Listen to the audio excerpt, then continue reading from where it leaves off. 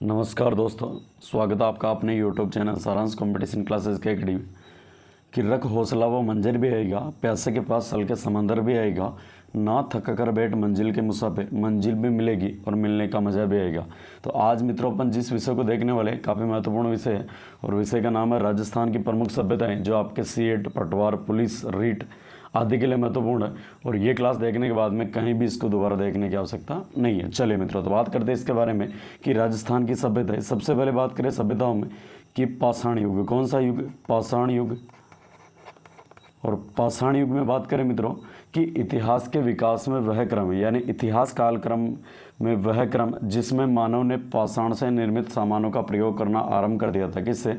यानी मानव ने। किसने? मानव ने पाषाण से निर्मित, पाषाण का मतलब होता है मित्रों पत्थर, पाषाण से निर्मित वस्तुओं का प्रयोग प्रारंभ कर दिया। वस्तुओं का प्रयोग प्रारंभ कर दिया। ये वाला समय आपका क्या गलत है? पाषाण युग। और इसमें बात करें मित्रों तो आपकी एक तो दर सभ्यता जो भरतपुर में पड़ती है। कहाँ पे? भरतपुर, दर सभ्यता। इसके अलावा बागोर सभ्यता जो आपकी भीलवाड़ा। और बात करें कि तिलवाड़ा सभ्यता, यह आपकी किस में पड़ती है? यानी मित्रों पाषाण युग में। अगली बात करें कि ताम्र युग। कौन सा युग? ताम्र युग। यानी ऐसा युग, कौन सा? ऐसा युग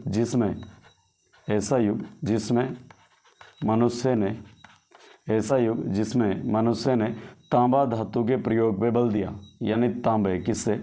यानी तांबे से वस्तुओं का निर्माण किया। किनका निर्माण किया? वस्तुओं का निर्माण। और ये वाला समय आपका कौन सा कहलाता? ताम्र युग। और बहुत बार पूछा जाता है कि इस वाले में कौन कौन सी सभ्यता आती है। तो आपके जो ताम्र युग है मित्रों, इसमें सबसे पहले बात करें कि चीथवाड़ी। कौन सी सभ्यता? चीथवाड़ी सभ्यता। इसके अलावा जोधपुरा सभ्यता जो जयपुर में है।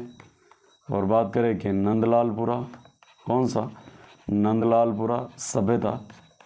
आगे बात करें मित्र किरोड़ोत सभ्यता। आगे बात करें कुराड़ा सभ्यता। कौन सी? कुराड़ा सभ्यता। आगे बात करें मित्रों नगरी सभ्यता, नगरी जो आपकी चित्तौड़गढ़ में पड़ती है। आगे बात करें एलाना सभ्यता जो आपके जालौर में पड़ती है। और बात करें कि झाड़ोल सभ्यता जो आपकी उदयपुर में पड़ती है। इसके अलावा बात करें कि बालाथल सभ्यता जो आपकी कहाँ पे पड़ती है? उदयपुर में पड़ती है। और पोंगल सभ्यता, सावणिया सभ्यता, पोंगल सभ्यता, सावणिया सभ्यता, मलाह सभ्यता, मलाह जो आपकी भरतपुर में पड़ती है। ठीक है मित्रों, यानी इस प्रकार अपन ने देखा कि ताम्र युग ऐसा युग जिसमें मनुष्य ने तांबे की वस्तुओं का प्रयोग किया, जिसमें आपकी चीतवाड़ी, जोधपुरा, नंदलालपुरा, किरोड़ोत, कुराड़ा, नगरी, एलाना, झाड़ोल, बालाथल, पोंगल, सावणिया, मलाह जो भरतपुर में पड़ती, इन सभ्यताओं का विकास हुआ आपके ताम्र युग में। तो यहाँ से बात करें मित्रों अगली अपन कि कांस्य युग। कौन सा युग? कांस्य युग। इसमें क्या होता है कि कांस्य युग में मानव ने सभ्यताओं के इस दौर के अंदर सर्वप्रथम किस धातु का प्रयोग किया? यानी मानव ने सर्वप्रथम इस दौर में कांसे की धातु का प्रयोग किया। कौन सी धातु का? कांसे की धातु का प्रयोग किया। और यह आपका कौन सा कहलाता है? यानी कांस्य युग मित्रों। कौन सा युग? कांस्य युग। अब यहीं से बात करें मित्रों कि इसमें आपके कांस्य युग हो गया, कांसे की धातुओं का प्रयोग हो गया। अगला था आपका कौन सा? लोह युग। कौन सा युग? लोह युग। यानी बात करें लोह युग में कि इस युग को क्या बोला जाता है? आधुनिक सभ्यताओं का प्रारंभ। आधुनिक सभ्यताओं का प्रारंभ किस युग को बोला जाता है? आधुनिक सभ्यताओं का प्रारंभ आपका लोह युग। कौन सा युग? लोह युग। और यहाँ से बात करें मित्रों अपन कि मानव ने लोहे का प्रारंभ किया था। इस समय से क्या किया था? मानव ने लोहे की धातुओं का प्रयोग प्रारंभ किया। आगे बात करें कि इसमें एक तो जैसे एग्जाम्पल देखें कि कौन कौन से सभ्यता है। तो आपकी नौहा सभ्यता जो कहाँ पे पड़ती है? भरतपुर, नौहा सभ्यता। इसके अलावा सुनारी सभ्यता और इसके अलावा जोधपुरा सभ्यता, ये आपकी किस में आ जाती है, लोहा युग में। यहाँ से अपन मित्रों बात करने वाले हैं राजस्थान की सबसे महत्वपूर्ण और सीएट के सिलेबस में आपकी दी हुई कौन सी, कालीबंगा सभ्यता, जो लगभग प्रत्येक जगह आपकी लगती है। चलिए मित्रों, सबसे पहले बात करते हैं कालीबंगा सभ्यता। तो बात करें मित्रों कि कालीबंगा सभ्यता आपकी कहाँ पे स्थित है, ये स्थित है मित्रों आपकी कहाँ पे, हनुमानगढ़ में। कौन से गढ़ में, हनुमानगढ़ में।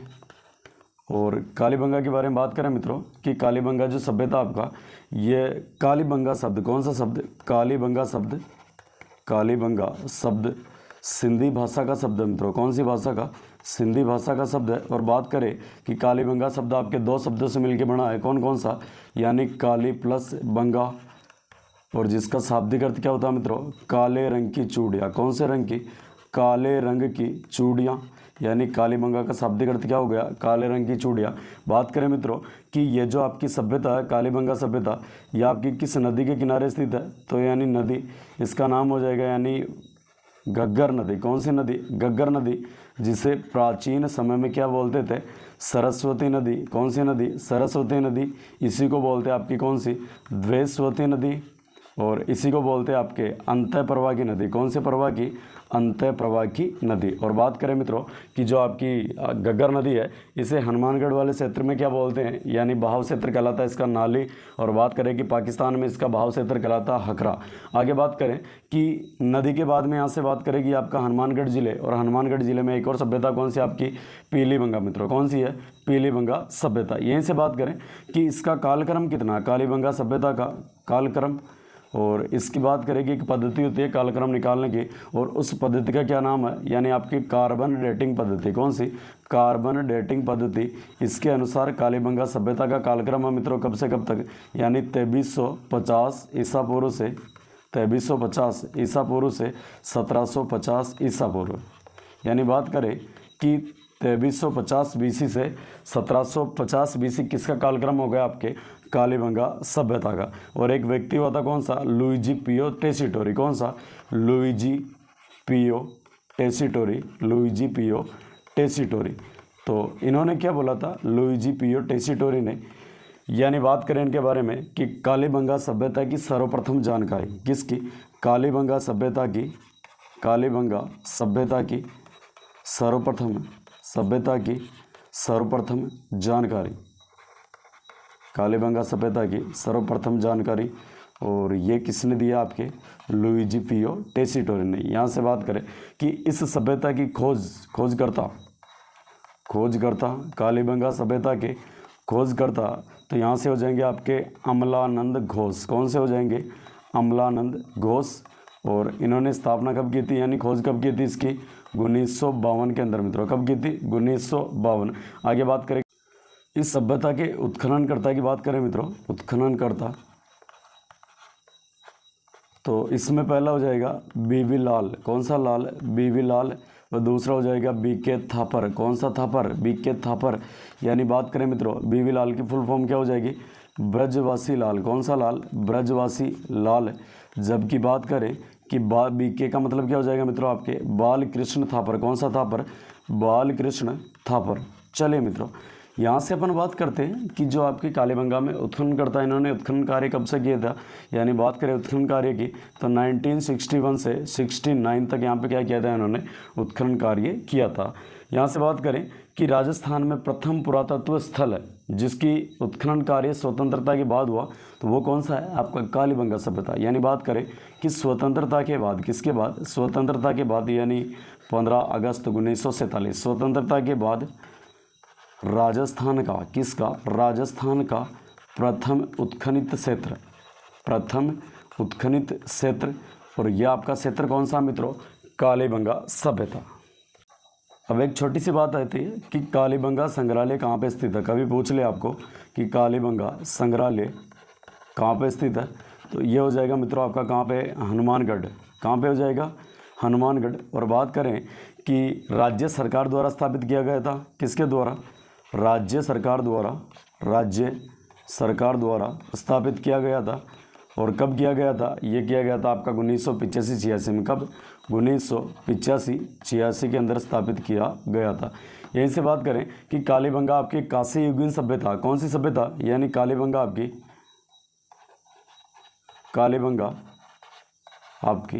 कालीबंगा कांस्य युगीन सभ्यता, कौन सी, कांस्य युगीन सभ्यता है।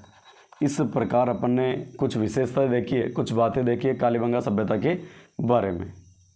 अब यहाँ से बात करते हैं कि कालीबंगा सभ्यता की विशेषताएं, कालीबंगा सभ्यता की विशेषताएं। तो विशेषताओं में सबसे पहले बात करें मित्रों यहाँ पे कि जो सड़कें होती है, कौन सी सड़कें ये समकोण पे काटती है, कौन से कोण पे, समकोण पे काटती है। और समकोण का मतलब क्या होता है, यानी 90 डिग्री का कोण, यानी ऐसी सड़कें जो 90 डिग्री के कोण पे काटे। यानी जैसे बात करें कि ये वाली सड़क हो गई, ये वाली सड़क हो गई, और इधर से भी आपकी सड़क है वो कितने डिग्री कोण पे, 90 डिग्री के कोण पे काटनी चाहिए। अब यहाँ से बात करें मित्रों कि यहाँ पे जो सड़कें बनी हुई थी, क्या बनी हुई थी, सड़कें ये एक पद्धति पे बनी हुई थी, यानी नगर और सड़कें जिस पद्धति पे बनी हुई वो कौन सी आपकी चेम्सफोर्ड पद्धति, कौन सी पद्धति, चेम्सफोर्ड पद्धति। इसी पद्धति को क्या बोलते हैं आपके, ग्रिड पद्धति, कौन सी पद्धति, ग्रिड पद्धति। इसी पद्धति को क्या बोलते हैं मित्रों, जाड़ पद्धति, जाड़ पद्धति। और इसी को क्या बोलते हैं आपके, चेम्सफोर्ड, या इसी को बोलते हैं आपके ऑक्सफोर्ड पद्धति, कौन सी, ऑक्सफोर्ड पद्धति।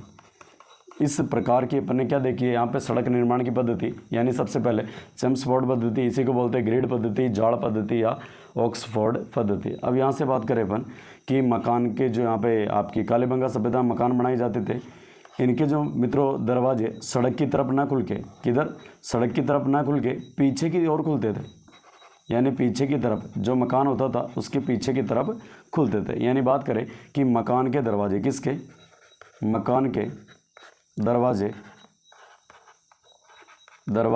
व खिड़कियाँ, मकान के दरवाजे व खिड़कियाँ मुख्य सड़क की तरफ ना खुलकर, मुख्य सड़क की तरफ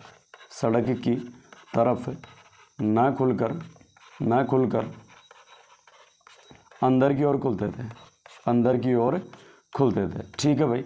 आगे बात करें कि नालियाँ लकड़ी से बनी हुई थी, किससे बनी हुई थी, यहाँ पे जो मित्रों बात करें कि नालियाँ लकड़ी से बनी हुई थी। कालीबंगा सभ्यता में नालियाँ किससे बनी हुई थी, लकड़ी से बनी हुई थी। और ऐसा मिलता मित्रों कि जो नालियाँ होती थी आपकी बांस की लकड़ी इससे बनी होती थी। ठीक है। अब यहाँ से बात करें कि मकान होते थे आपके वो पक्की ईंटों से बने थे, किससे बने थे, यानी मकान कालीबंगा सभ्यता में मकान पक्की ईंटों से बने थे। और इन पक्की ईंटों का अनुपात के बारे में बात करें मित्रों तो आपका 30:15:7, 30:15:7। और कैलकुलेशन के आधार पे जब लास्ट में निकालते अपने मित्रों तो क्या बचता अपने पास, यानी कौन सा, 3:2:1। इसमें क्या मिलती है आपको, यहाँ की ईंटों का अनुपात मिलता है। यहाँ से बात करें कि विश्व के, किसके, विश्व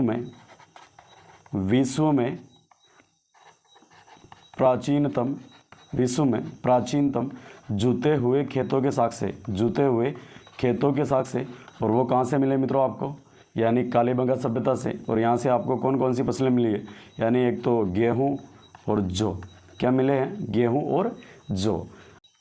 अगली विशेषता है प्यारे दोस्तों कि यहाँ से आपको क्या मिले, भूकंप के, किसके, भूकंप के प्राचीनतम साक्ष्य।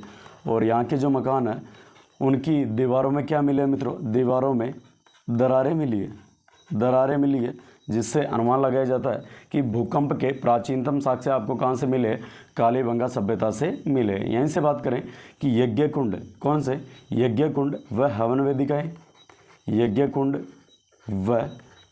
हवन वेदिकाएं मिली है, और जिससे अनुमान लगाया जाता है कि यहाँ पे बलि प्रथा, कौन सी प्रथा, बलि प्रथा प्रचलित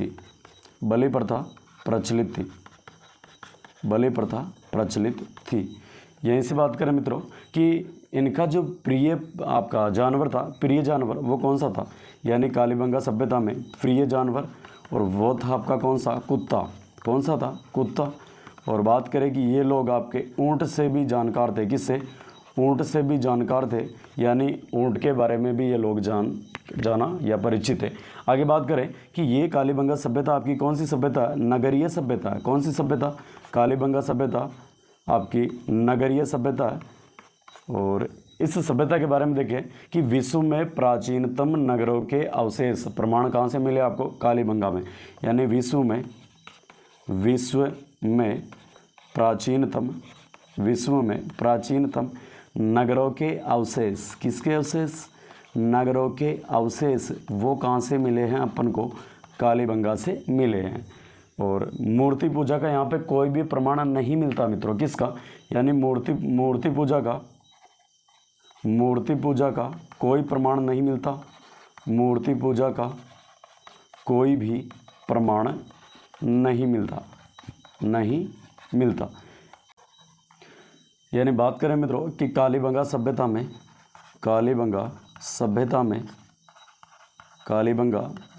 में दाह संस्कार, कौन सा संस्कार? दाह संस्कार। तो ये जो दाह संस्कार होता था यहाँ पे, यानी 3 प्रकार से होता था। कितने प्रकार से? 3 प्रकार से। और सबसे पहले देखें अपन कौन सा? कि अंडाकार समाधि। सबसे पहले कौन सी? अंडाकार समाधि। और इसमें क्या होता था अंडाकार समाधि के अंदर? यानी आपका जो उत्तर दिशा में क्या होता था? व्यक्ति का सिर किधर रखा जाता था? उत्तर दिशा में। जबकि पैर कौन सी दिशा में? दक्षिण दिशा में। यानी सिर आपका कौन सी दिशा में? उत्तर दिशा में। जबकि पैर कौन सी दिशा में? दक्षिण दिशा में। और एक अंडाकार समाधि बनाई जाती थी। यह आपका समाधि का पहला प्रकार। कौन सा प्रकार? पहला प्रकार। अब यहीं से बात करें कि दूसरा प्रकार समाधि का, और ये आपका कौन सा? गहरा गड्ढा। क्या बना के? गहरा गड्ढा बनाकर समाधि लगाई जाती थी। और तीसरे प्रकार की बात करें मित्रों कि मृतक के साथ खाद्य सामग्री, मृतक के साथ खाद्य सामग्री रखी जाती थी। कौन सी सामग्री?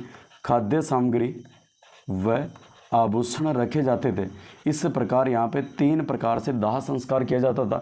यानी अंडाकार समाधि, गहरा गड्ढा और मृतक के साथ खाद्य सामग्री व आभूषण रखे। ठीक है मित्रों, आगे बात करें कि इस सभ्यता से अपन को एक चिन्ह मिला। कौन सा चिन्ह? और इस चिन्ह का नाम है स्वास्तिक चिन्ह। कौन सा चिन्ह?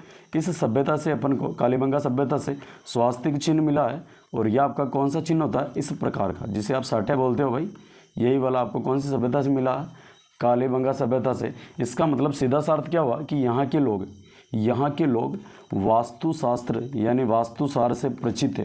किससे? वास्तुसार से परिचित थे। यानी इनको पता था कि घर के अंदर आपका जो चूल्हा है वो किस तरह बनाना, हौद पानी का टैंक किस तरह बनाना, और आपके कमरे किधर बनाना, रसोई किधर बनाना, यह सारा सिस्टम इन लोगों को पता था। यानी यहाँ से अपन को क्या मिला? स्वास्तिक चिन्ह मिला। आगे बात करें कि कालीबंगा सभ्यता का संबंध मेसोपोटामिया सभ्यता से बताया जाता है। किससे? कालीबंगा का संबंध किससे बताया जाता है? कालीबंगा का संबंध मेसोपोटामिया सभ्यता से बताया जाता है। मेसोपोटामिया सभ्यता जो आपके दजला और फरात नदियों के मध्य स्थित है। और बात करें कि कालीबंगा में बहुत सारे ऐसे बर्तन मिले मित्रों जो 12वीं क्लास में आपने पुस्तक में देखा होगा, यानी इस प्रकार के घड़े। यानी बात करें कि बेलनाकार आपके कौन से? यानी बेलनाकार बर्तन संबंध बताते हैं। किससे बताते हैं? यानी कालीबंगा सभ्यता का संबंध किससे था? मेसोपोटामिया सभ्यता से। और ऐसी जानकारी किनके द्वारा मिलती है अपन को? यानी बेलनाकार बर्तनों से। कौन से बर्तनों से? बेलनाकार बर्तनों से ऐसी अपन को जानकारी मिलती है। कालीबंगा सभ्यता से आपको एक क्या मिला मित्रों? अपन को एक सिक्का मिला। क्या मिला? सिक्का। कालीबंगा सभ्यता से क्या मिला? एक सिक्का मिला है। और सिक्के के बारे में बात करें कि इस सिक्के पर कौन कौन सी आकृतियाँ थी? यानी बात करेंगे एक तो चिता, एक तो कौन सा? चिता। अगला स्त्री। और अगला किसका मिला है? देवी का चित्र। किसका चित्र? देवी का चित्र। इससे यह अनुमान लगाया जाता मित्रों कि कालीबंगा सभ्यता में जो सत्ता थी वो कौन सी सत्ता थी? यानी आपकी मातृ सत्तात्मक परिवार। कौन सा परिवार था यहाँ पे? मातृ सत्तात्मक परिवार। यानी पीढ़ी दर पीढ़ी जो वारिस होती थी संपत्ति वगैरह सबकी, वो कौन होती थी? महिलाएं होती। जैसे माता से पुत्री, पुत्री से जो भी उनकी पुत्री, इस प्रकार करके यहाँ पे मातृ सत्तात्मक आपकी क्या चलती थी? यानी सत्ता व्यवस्था चलती थी। यहीं से मिला मित्रों आपको एक कपाल। क्या मिला है? कपाल। और इस कपाल के अंदर 6 छेद थे। कितने छेद? 1 2 3 4 5 6। यानी बात करें कि कालीबंगा सभ्यता से कपाल मिला है। और कपाल में कितने छेद है? यानी इस कपाल में 6 छेद है।